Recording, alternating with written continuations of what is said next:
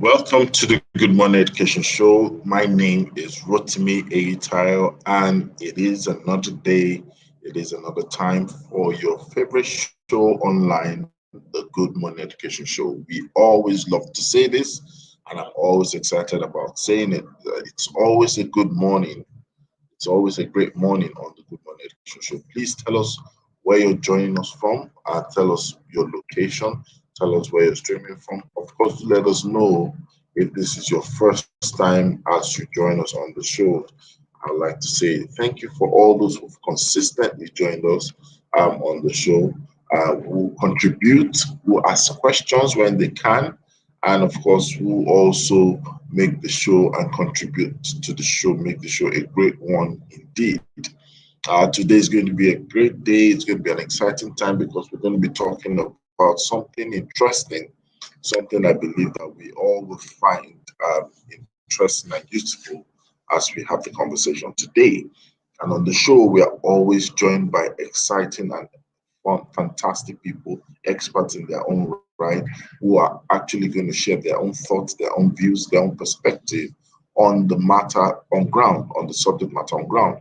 And we are always excited when they join us because it gives us opportunity to look at the issue on ground and take the subject matter from different perspective, dissect it, and also make sure that it becomes something that we all actually, can have benefit from. Without wasting much time, I'm going to introduce our first analyst in the studios today, and then we're going to have conversations together while also we prepare for the news. As we review the news, let me welcome Folu. How are you? Fine, thank you. Good morning, world, from this end Fee, of good morning. How are Ibadan. you today? Good morning from this Are you end there, of Fee? Can you hear Ibadan. me? Good morning. Yes, I can hear you. I can hear you. Good morning.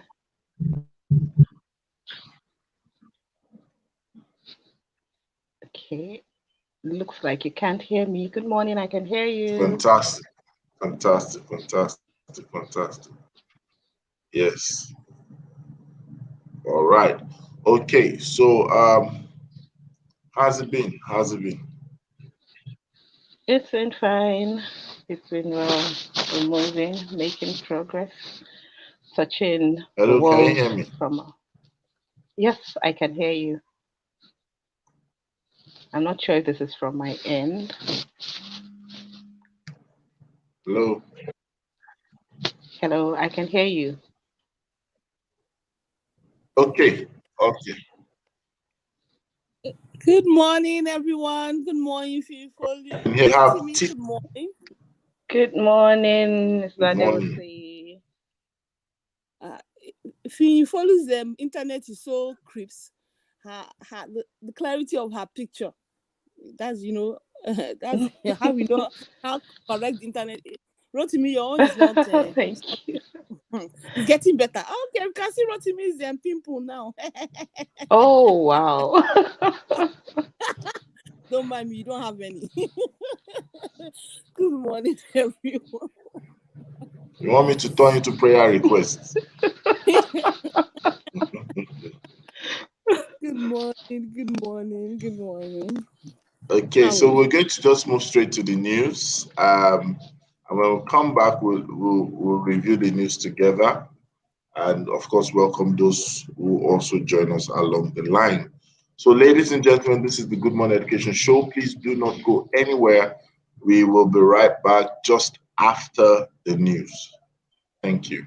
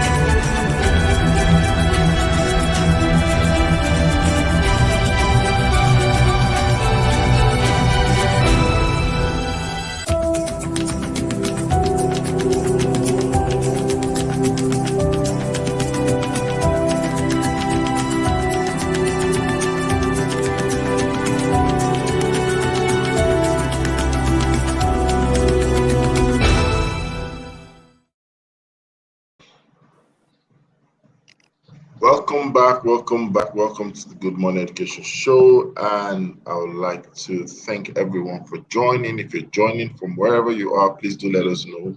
Mention it, state in the comment, and do let us know where you're connecting from. Ladies and gentlemen, it is the Good Morning Education Show, and we are live and we are direct. So please, let's review the news together. Let's start with me. What caught your attention? What would you like to speak about? What would you like to review on? Yeah, the story of the 6-year-old girl who works on cars really caught my attention, and how people are wondering why she's able to do that at such a young age. I think one of the things that is essential for kids is to be able to balance skills, balance academics, balance extracurricular or extramural activities, as we might like to put it.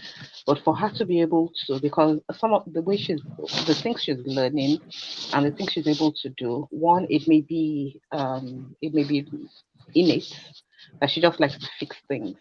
And if it's innate, it's a good way for her parents to know what to focus on. This is a kind of child that they would want to enroll in classes for robotics and classes for artificial intelligence to further bring out the skills in her. And if she's learning it, then I give kudos to her, and probably her parents also will have encouraged her to toe this line.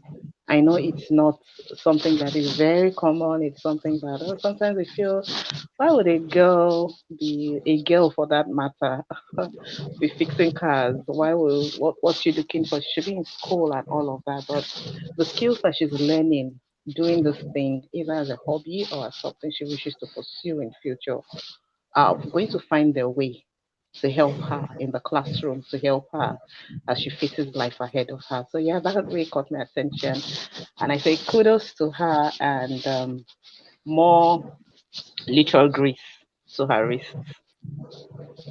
Fantastic. Thank you. Titi, what's your thought on this? The photo of a primary school girl fixing cars as it sparks reaction to Nigerians out there. I think it's good. Honestly, what a man can do, a woman can do better. So I think it's good. Those of us, I studied mechanical engineering. Not as if I can do anything of fixing cars. No, mine is just paper certificate. So not like I can fix the cars, but I think it's commendable.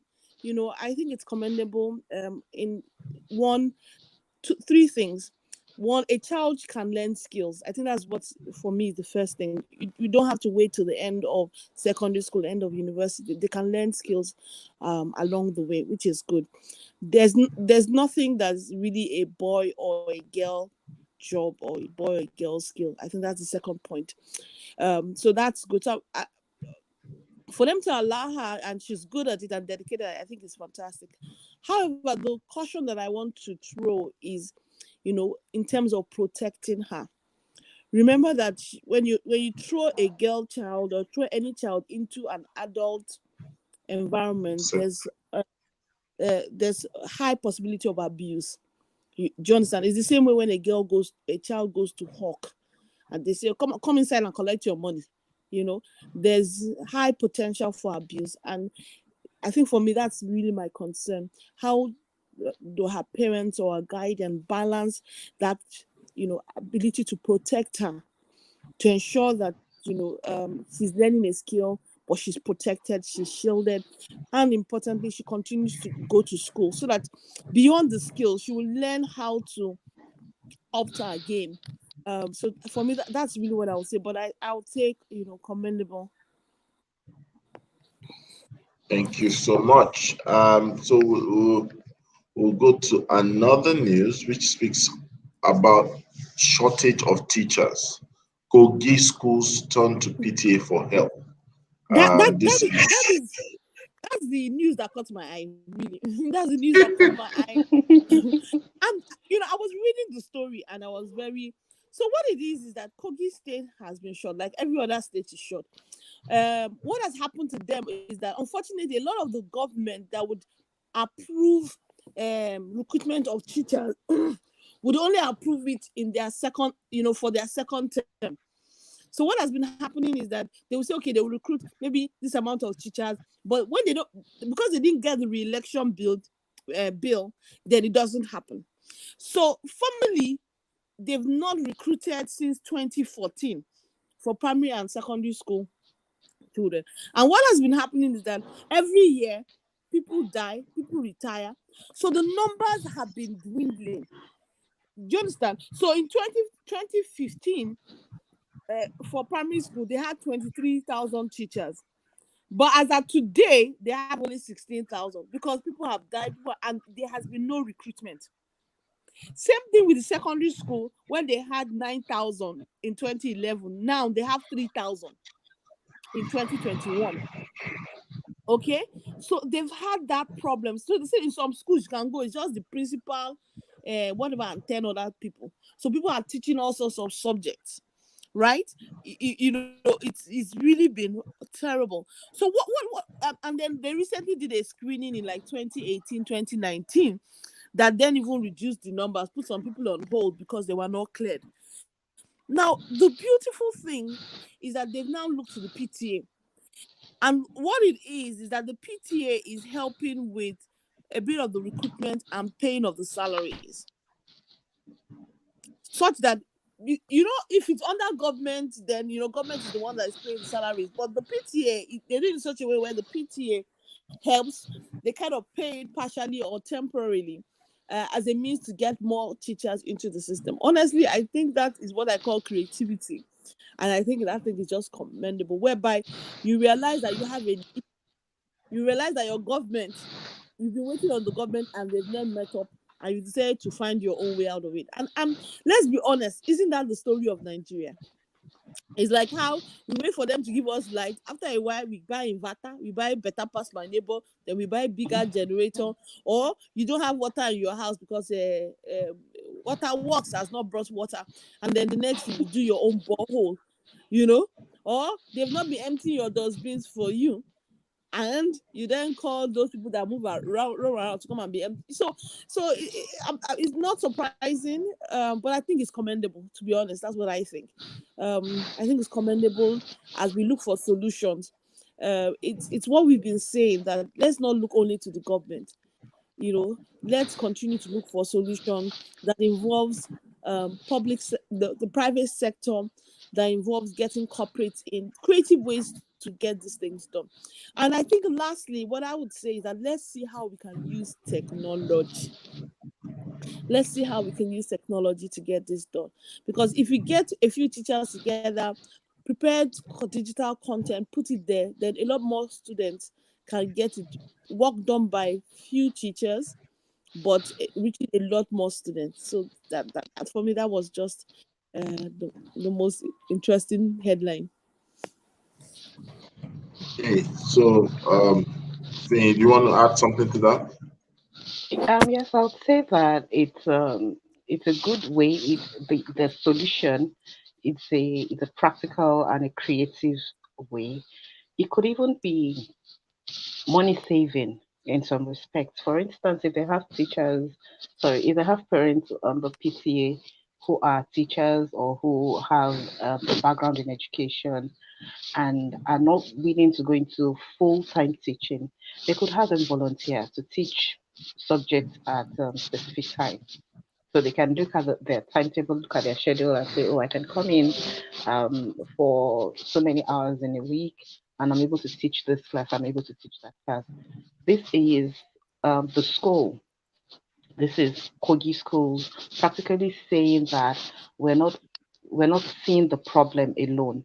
We're also working at a solution. We're not depending on the government and putting all of the blame on the government, which we are wont to do in Nigeria. Everybody is like a government to himself in Nigeria, just as Zadose has said. We provide everything for ourselves, and now schools are having to provide teachers for themselves. So if the PTA is going to come together to recruit and pay the teachers, excellent idea. And if they're going to have volunteer parents to come in to teach, is also a very excellent idea. On the long run, the students are not missing out. Teaching and learning is going on.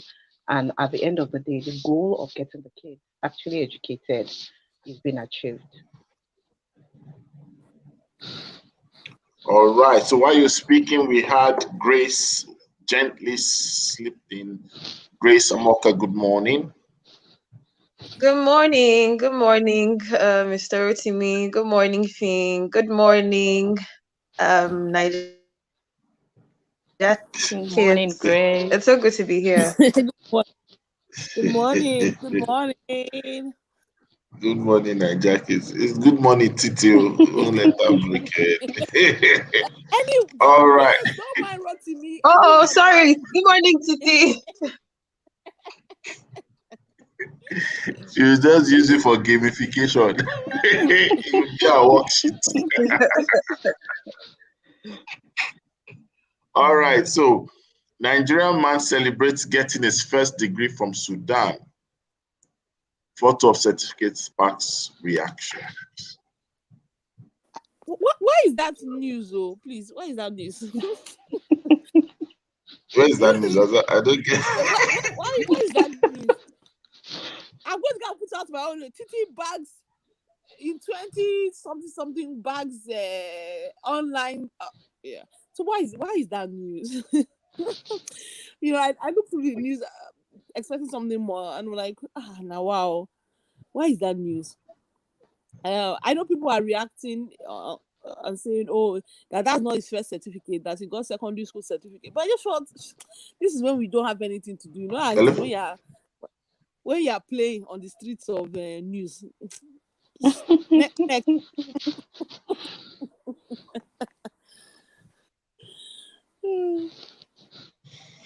It's probably news because of the country that Nigerians don't typically celebrate getting certificates from countries like Sudan. Would more likely celebrate certificates from the US, the UK, Canada, Australia, and not Sudan. So that's probably why it's news. I'm also wondering, okay, so what are we supposed to do with this?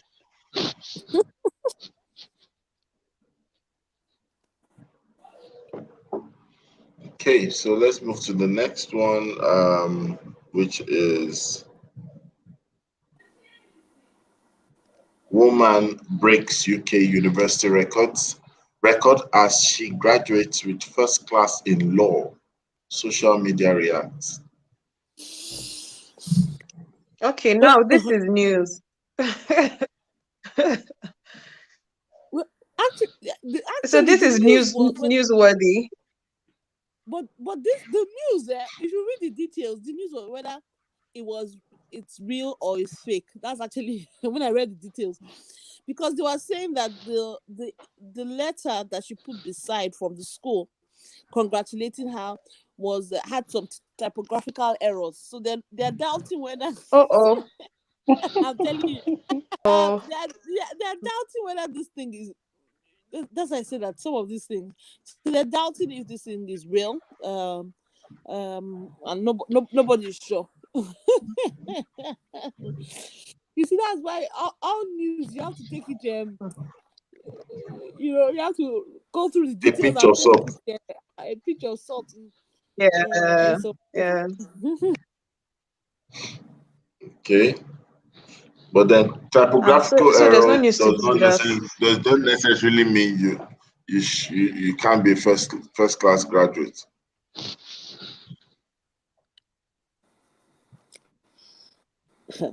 Nobody is saying that, but you know how this thing. There's plenty fake news. There's plenty fake news out there, and I think that's what people are just. That's what made it make news. Okay. So, without wasting much time, we will go straight to talking about today's topic, which is pretty much developing one's potential as a teacher. Developing one's potential as a teacher. And I'm sure that it will be a good blend, to have myself and Titi on one side, and to also have Fee and Grace on the other side. So it's not a wrestling match. I don't know why Fee is laughing like it's a challenge. But This is sounding like the online game we were talking about for the kids. So now we have two sides and we see who wins. okay. So, but really, let's try to look at all the sides that could possibly exist. Developing one's potentials as a teacher. I'm talking about the teacher. Focus on teacher. How does this get to happen? Probably we want to start with Grace and then move to Fee and then back to Titi, and then I'll talk a bit about myself. Yes, Grace.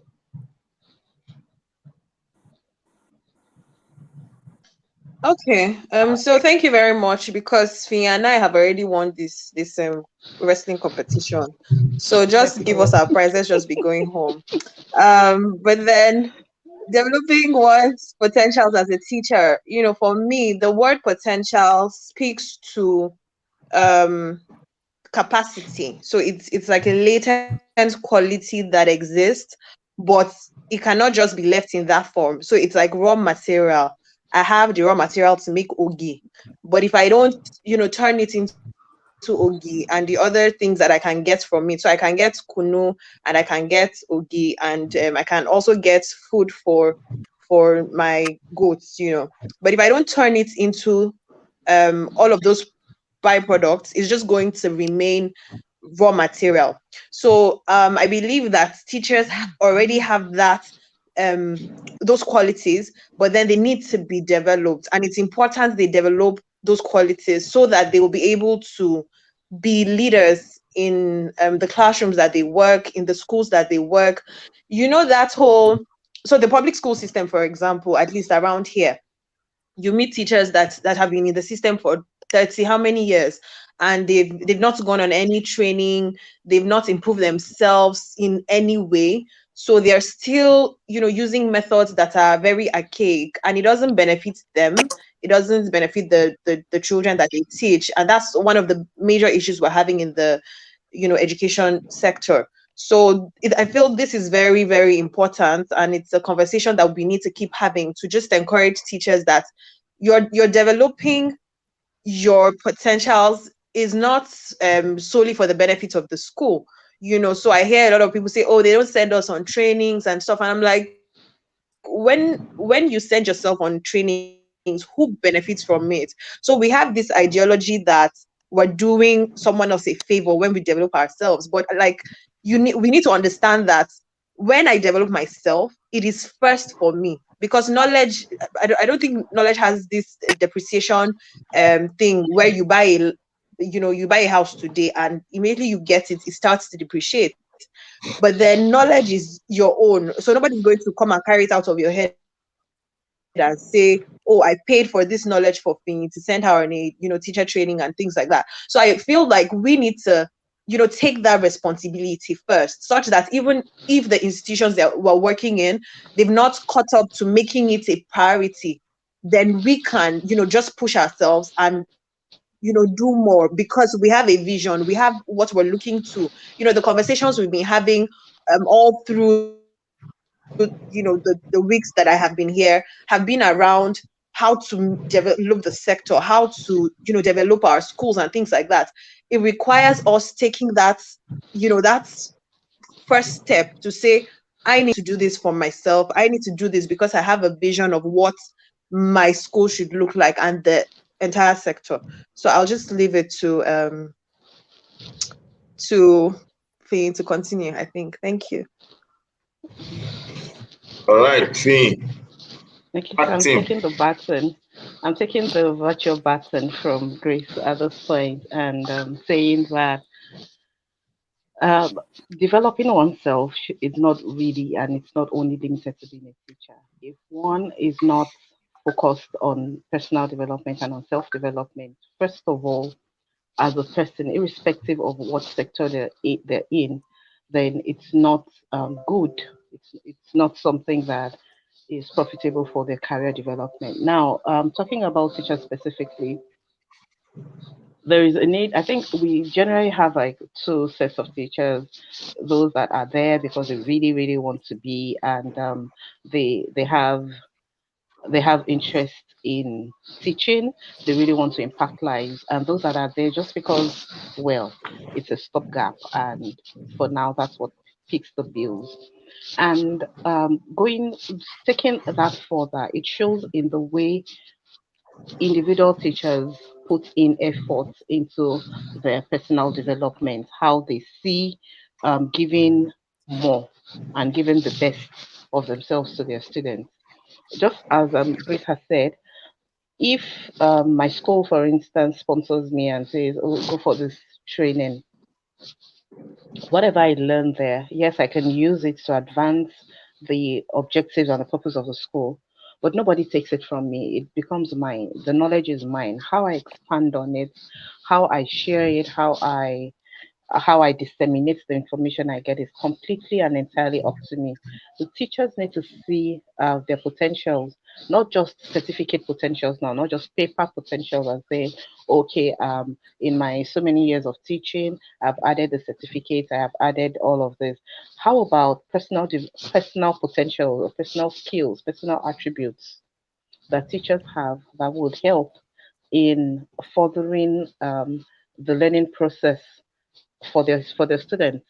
For instance, if there is somebody who is naturally humorous, how do you develop that talent? How do you develop that skill into making and engaging your classroom to be a very interesting place, to be a place where students look forward to? I know growing up, some of us had teachers that we never wanted to leave their class, or we were hoping that they could be moved with us to the next level, and we just because they were just they added something extra. They brought something extra into the classroom.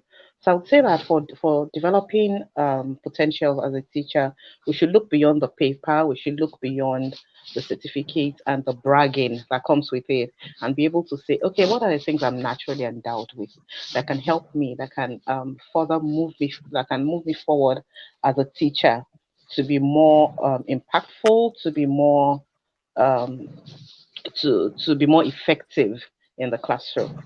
Thank you. Thank you very much. And just while you were speaking, we had Safety Chick and Rhoda also step into the studios. And I'd like to say good morning to them. Rhoda, good morning. Safety Chick, good morning. Good morning. Good morning, everyone. Good morning. Good morning, Fantastic. Good Miss Archie. Good morning. Good morning, morning, everyone. welcome. Good morning. Okay, Thank Rotimi, you. yeah, I wanted to add that you see now I strongly believe that everyone is without excuse. Gone are those days when you are waiting for your school, waiting for your employer, waiting for government to send you for training. Those days are gone. Those days, as far as I'm concerned, are way gone. Anything now is just you're giving yourself an excuse. And the reason why I would say that is that coming from COVID, I don't know how many webinars, conferences I attended. After a while, I was tired. I took time off attending webinars. A lot of people are doing a lot of great stuff that you can start with without spending money. There are a lot of YouTube videos. There are a lot of webinars that are happening. And you know what's the beautiful thing? I'm not just talking about local webinars. I'm talking about global webinars. There's one that is coming up that even started Wise. It started, I think, what date is third? Or is it today? Oh, yeah, maybe say today.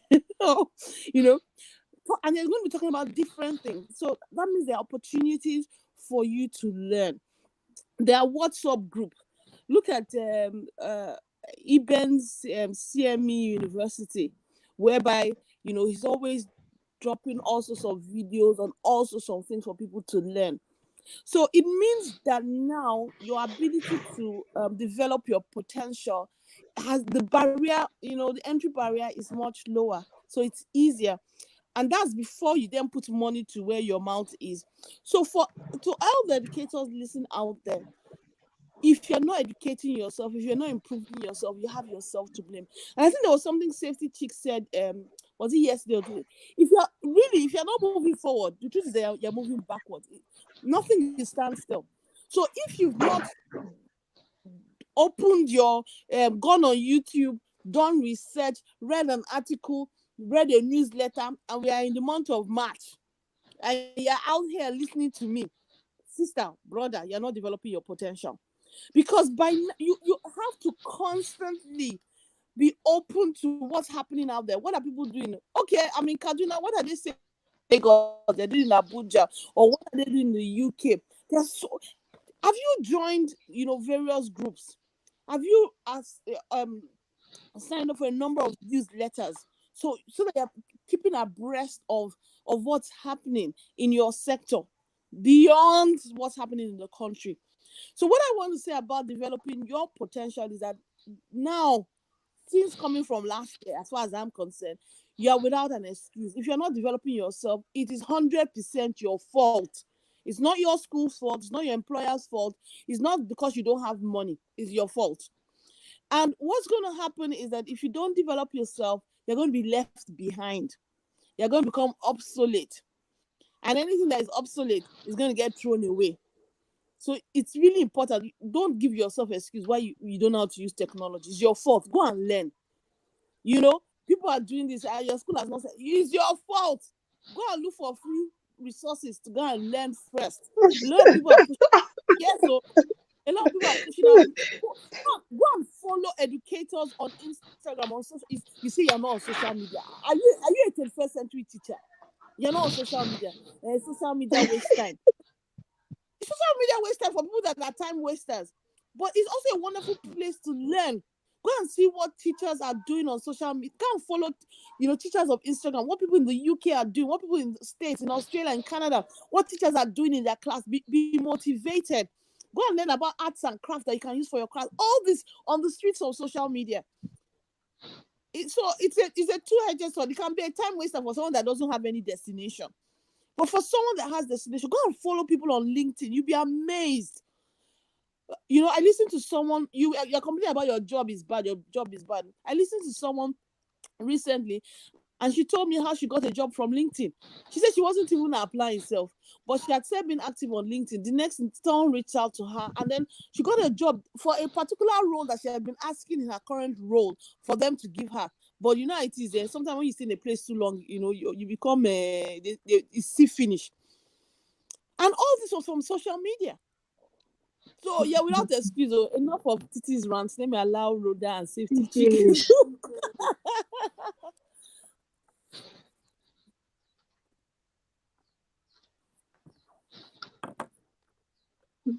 Rotimi, are you on mute? Rhoda, I want to ask Rhoda this question, right? I know that Rhoda has put together some things in the past that has actually, brought teachers together and tried to even get them to explore beyond just their task and of having a job, even up to the point of getting them to enterprise level.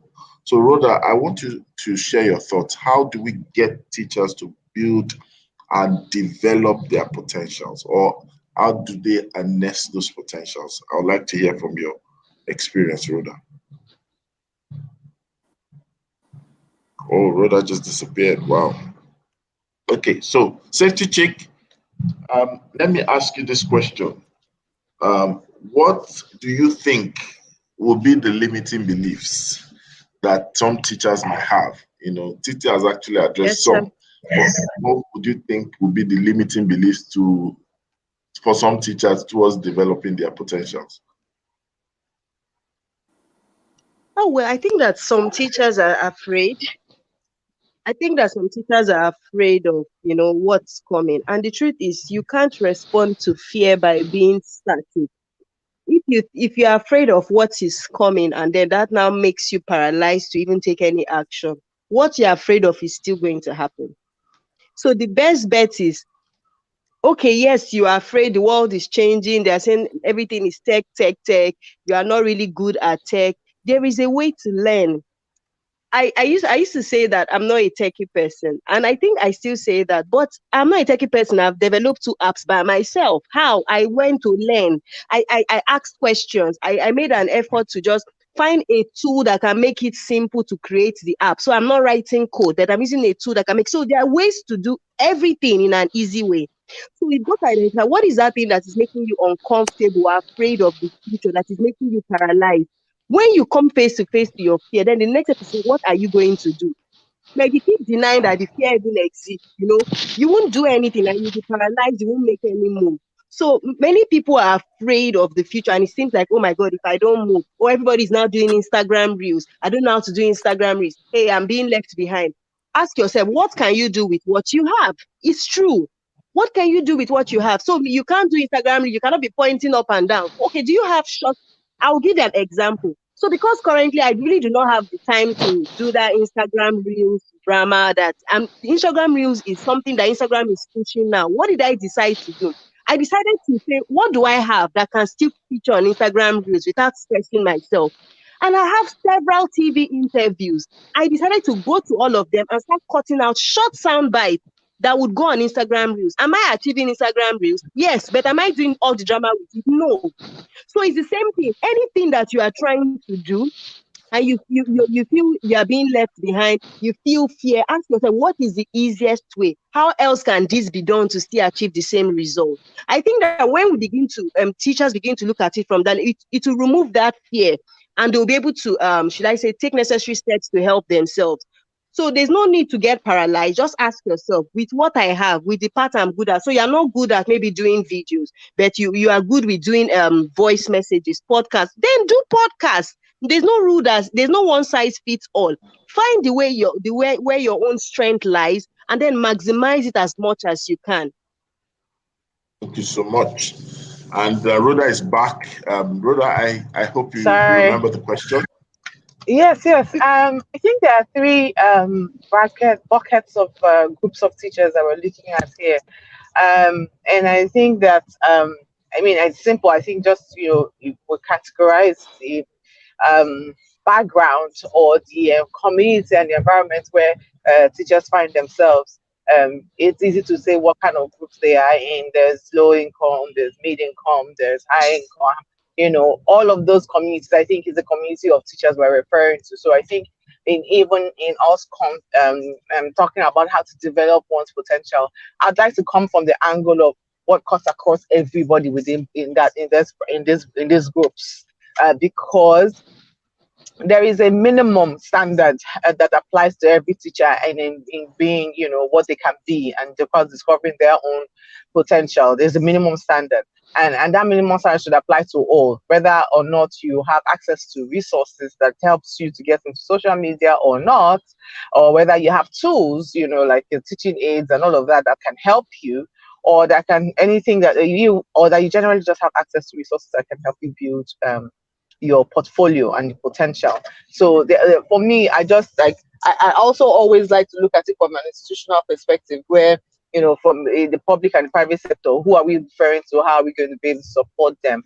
Not a lot of teachers can be on social media. That's just the truth, and not all of them need to be on social media, depending on where they find themselves. I mean, the teachers in my village in Nukuta in Imo State, they're not going to be needed to be on social media necessarily all the time, because they can't afford to. They just can't afford it. They can't afford it. And right, and because of that, we now think of the minimum standard. What do you need to do? One thing that I've always said is, one thing that has made me, as from my own experience, and I always share it, that made me to discover my potential, is, first of all, everybody needs to believe in their students' potentials.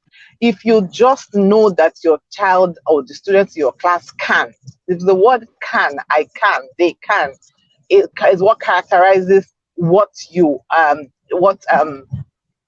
think of your teachers. Believe me, that activates your discovery, because you then begin to search for how to solve any problem that causes. Because first of all, you're saying to yourself, I know you can, I know she can, I know they can.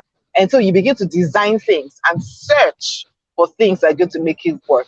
We've seen stories of teachers in deep north states that whether there's a roof over the head of the children or not, they just use every and anything around their environment to ensure that those children, are well educated. Because at the end of the day, what characterizes the potential of a teacher is in students' learning outcomes. What happens with your children at the end of the day? So the benchmark is on that. How successful are the students, and how do you make yourself succeed in that place? And then how do you then grow your portfolio as a teacher? Because once you know these techniques and the tools and the strategies that help you succeed in your classroom, then you can build a community around that, and then grow yourself in your own portfolio. They say that and one of my favorite quotes from John Dewey is, if we teach today's children as we taught them yesterday, we rob them of tomorrow. And that's something that no teacher wants to be part of. But I agree with everybody's thoughts on searching for information. For me, what made me to discover my potential was learning. I learned everything about my field. If it is social media, I will learn it. If it is even if I'm not able to do it, then I will learn it. If it's curriculum, I'll learn it. If it's developing a strong team of work, I'll learn it. If it is building a professional learning community, I will learn it. If it is just learn everything about your field. You need to be a master, a subject content master. How do they say it? You need to be a content expert. So you need to learn. Yeah, subject matter experts. You need to learn everything about that thing you teach. That's the thing. And then you need to try as much as possible to just make sure that you are taking risks. You see, risk taking, if you don't, you will never discover your potential as a teacher. I think with anybody, entrepreneurs and all of that, with anybody really, you got to take risks. Okay, let me try this. Because one of the risks I took when I started as an early in my early days professional was I went for a training. No, was it training? I read something that said you have to teach every concept in 4 different ways. Did I know if it was going to work, whether I was going to help myself manage my time? I didn't know, but I took that risk. It wasn't allowed in the school, but I took that risk, and I then learned I learned time management. I learned how to even share what I was able to. I built, a portfolio of things I could do. So you've got to take risks. And then, of course, I think traditional thing is thinking outside the box. But you've got to take risks. For me, you've got to learn everything in your field, about your field, and then you have to make sure that you believe that every child, every student I think the power of belief just takes people to catapult people to a different place. As Rotimi, I know that you this is something that you always talk about when you talk about being courageous and when facing your fears. That just the power of belief, is something that I feel everybody can use and apply to build their potentials. Fantastic. Thank you so much for that. And you actually raised the point, taking risk. I want us to really talk about that. I'm coming back to Grace and Fee. Of course, you guys have been in the forefront, That's why you're claiming that you're going to win today's battle. I like your faith anyways. I'm going to start with Grace, the hiding Grace. She's challenging me today online to the whole world, and she's hiding her face. All right. So, Grace, can you share with us situations where you had to take risk, especially when you believe that this is what you were doing probably was a departure from the norm or something like that? Could you share with us an experience?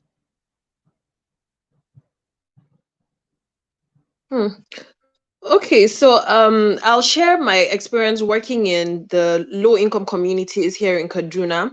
And, just to paint a picture, these are schools where you have, so I had 173 children in my classroom, without chairs, like just a tiny space, basically. And the way that the teachers there communicate with the children obviously is by flogging them, because for them, if when we got there, it was like, oh, if you don't flog them, they're not going to learn. So that was the norm. And it would be like, oh, because my class was usually rowdier than the normal class, and because we would have group discussions, and the head of school was always coming around because she didn't get it. For her, just flog them, let them keep quiet, and the school will be at peace. But me now trying to say, oh no, this is the way it should be. We're trying to promote collaboration and creativity and all of that. They're like, what's this one saying? Like, where did you come from? You think it's to dress up and look nice and just come and be saying, things.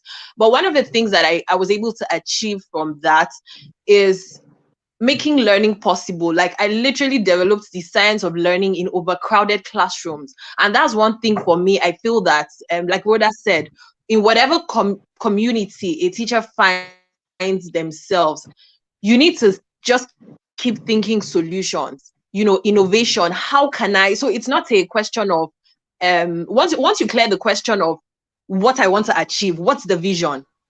So it's not whether I want to do it or I will not do it. It's now how. So what I'm focused on is the how of it. And the more I develop myself, the more I, sit with a problem. One of my coaches will always say, have you sat with that problem for 30 days and really, really, thought through it? So when you're able to sit with the problem and you're like, okay, so before we get into, the ideal world where we have the proper class sizes we're supposed to have, what can I do with what I have? I have 173. How can I make sure learning takes place? So sometimes we divide ourselves into clusters, and then some of them go outside. So we use the space outside the school, and the children are excited about it. They're excited that they have to make circles and learn in those circles. They're excited that every other person is in the class and they are outside, and it just makes things different for them. We've also taking them out on excursions, which is not something you find in public schools, and there had to be a lot of conversations around it. We had to talk to the chief of the area to explain why it was important. So I feel like, just believing in what you have to offer, believing in the benefits it will bring to the children that you're working with, you need to be able to pitch those benefits well enough so that the parents can buy in and other stakeholders can buy in. So yes, those are a few things that I would say I've been able to do in that regard. Fantastic. Finn, very quickly in 60 seconds, do you want to share your own practical experience where you've taken risks? Yes, I have taken risk in, and thinking about it now, I realize I have taken risk in both the public school sector and the private school sector. And one thing I found out is children's needs are essentially the same. It doesn't matter what setting they're in. So I have an experience quite similar to Grace's experience, where I had a large class, and of course I was teaching English. It was compulsory, all the students had to be there, and I had about maybe 150 thereabouts number of students also. And this was a setting where the teachers believed that the only language the children understand is cane. Just cane them and you get them in order. And then it was a technical college, so the kids had all sorts of things that they used to bring to school that served as weapons, even though they were supposed to be for practicals. But getting into the class the first day, I realized that size was going to be a problem. Many of them were looking for seats, were looking for where to just hang to be able to learn. And the first thing I told myself is, look, if these kids are not comfortable around you and willing to listen to you, then you've lost them. So majorly what I just do is, yes, I have my lesson plan, I have my lesson notes, I know what I want to teach them, but it doesn't have to go by the way of the chalkboard and a chalk and then saying what is a noun, what is a pronoun. No, I went through the route of singing. We sang songs, we read stories, we told stories, and in the middle of all of that, I was able to say, okay, in this story, Chigozie is the protagonist, and Chigozie in that sentence is a noun. For me, it was fun because it made teaching very effortless for me. But it was a risk because I had a number of, teachers in that school who had been there for a while come around and say, she goes on tire. Like, you don't handle these kids like this. If you're not strict on them, if you're not strict with them, they're not going to listen to you, they're not going to cooperate with you. But it turned out to be a risk that was well worth it because, yes, I still keep in touch with some of them till now, and the impact was made and was felt. Fantastic. Thank you so much. Okay, so let's try to ask this last question. Can we just share? Can we share our own form of encouragement or counsel to the teachers out there on ways that they can practically get to developing their potential? So I'm going to start with Safety Chick. I'll go back to Rhoda, and then come to Grace, and finally back to Fane. Safety Chick, over to you. Okay. All right. So I would say, ask yourself, where do you want to be? Where do you see yourself in the next 1 year, in the next 5 years, in the next 10 years? What's your big picture? When you know where you are going, then now backtrack. What are the things that you need to get, or the things you need to do to become that person? Who are the people that you admire in that position? What do they do? They say success leaves cues, right? So look at what they have done. Maybe you want to own your own school tomorrow. So who is a school leader or a school owner that you admire? What did they do? What courses did they take? What schools did they go to? Just find out and then begin to build your own unique path based on the knowledge you have acquired. I'm not asking you to necessarily do a copy and paste, but the reason you're acquiring knowledge is so that you know how to fit and create a unique timetable for your own self. And then once you have this plan, start making small, intentional steps regularly. What happens is at the end of a period, you have moved some steps as opposed to if you just keep waiting for one. If you're on your way, so that's what I would say. Fantastic. Thank you so much. And of course, Rhoda. Rhoda, this is your swag. It'll be Yeah. Okay, so what I would say is two things. I would my first thing is communication. I think that this is where a lot of teachers struggle. They feel like when once I don't know what to do, it's a negative on my part that I'm not clear about what I should do. And it is a very, very strong misconception. I think the people who communicate effectively, who ask questions, and in this world of communication is to ask questions and look for thought partnership. So asking questions and thought partnership, which is my own two things I would say to teachers who desperately need to communicate so that they can build their potentials. In thought partnership, what you're doing there is identify a mentor, teacher within you, and say to this person, I'd like you to mentor me, even if it's just you giving me an appraisal, giving me feedback on how you think I'm performing, and be ready to take that feedback as a constructive one. And in that's something that is in the world of thought partnership and asking questions. Never ever be afraid to ask questions. My mom, there's this saying in Igbo that says that anyone who asks a lot of questions never loses their direction. And that's just the truth, because if you have a goal to want to grow, and I think everybody innately has that goal to want to grow, you would never lose your direction when you ask questions. It's very, very key. So please communicate, and let your communication be in the world of asking questions and also building for partnership. Of course, identifying mentorship is there. So that's one. I think the second one for me, I would say is definitely try to make sure that you are seeking, when I know I mentioned taking risks, and I know that it's a big concept in terms of taking risks. But something that I know that has worked for me that I'll share is activating student voice within my practice.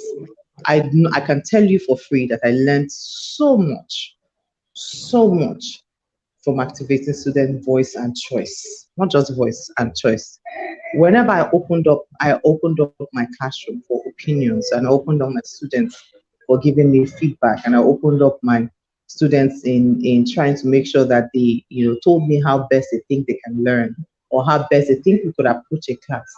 It's amazing the beautiful insights children will give you from every sector, from every level of education, early years, primary, secondary, university, tertiary. Activating students, there's a real process there. It requires quite a lot of things, but in your own small way, you can just, I'm looking at any teacher this thing in their own small way. Just try to ask more questions from your students, and you'll be amazed how much better you'll be. Fantastic. Thank you so much. And of course, we go straight to Grace.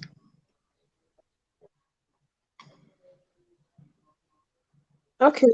So my final words will be practice what you preach. And by that I mean the way that you expect your students to, start small and see learning as an everyday process and want to grow and stay curious is the same thing I believe if teachers apply to themselves, understanding the value of collaboration and just all the things that we promote in the students and within our classrooms. If we adopt those things, it will help us to stay hungry.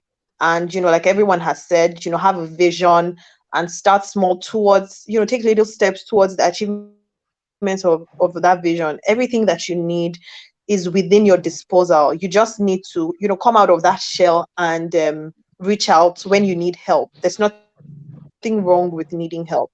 There's everything wrong with staying where you are and just staying small. Yeah, so those will be my final words. Thank you. And of course, the final words. So just as my able partner has said, she took she took the line directly exactly out of my mouth.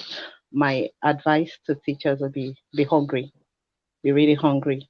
When you're hungry for self-improvement, when you're hungry to make an impact, when you're hungry to be the best at what you do, no length will be too small for you to go, to be effective, to be productive, and to stand out. There you have it. Be hungry. Fee has put the hunger and the need for breakfast in my tummy right now, not just for development. Thank you for reminding me it's still breakfast time. And I know if I was in Lagos, I would have asked Safety Chick to order breakfast for me. But what do? I'm in Abuja and she ran away from Abuja.